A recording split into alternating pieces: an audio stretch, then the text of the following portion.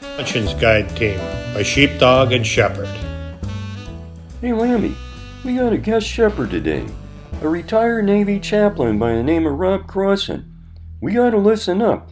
This one's gonna be on the power of words. Hi, I'm Rob Crossan, retired Navy chaplain, and I invite you to take a moment to think about words, the power of words. When I was in the Navy, I often would tell folks that every opinion they have, every thought they have, doesn't need to be published, because our every thought and our every opinion, however true we may think it to be, can be hurtful. And being true is not enough. We also have to measure hurt and pain.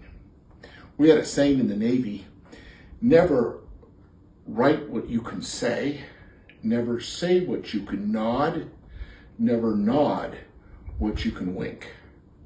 There's some wisdom in that. I'm old enough to remember a time long before emails when if you wanted to communicate with someone, you would write a letter. And usually after you wrote the letter, it would take some time to seal it in an envelope, and then to address it, and then to put a stamp on it. And usually you would have until the next morning before you would ever send it. And oft times you would come to realize, particularly if you wrote in a time of anger and passion, you might with a night's sleep realize that this is a letter I don't ever want to send. We don't have that luxury with emails. You send an email and it is launched, and it will do what it will. And I have seen emails that have ended careers just because they were sent in a moment of anger, in rashness, and in passion. Words have power. Words can start wars and end marriages.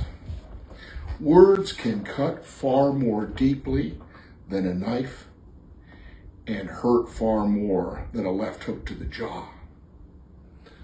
But words can also be a part of the slow and excruciatingly painful experience of forgiveness and being forgiven.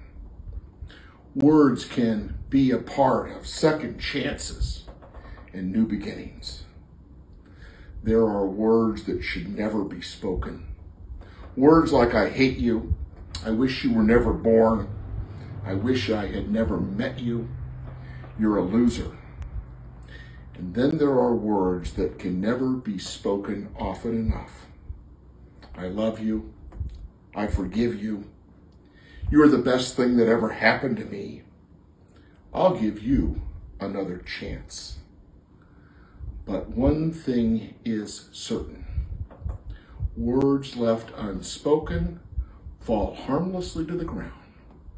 But once they leave our lips, they are like arrows that can never be drawn back to the bow.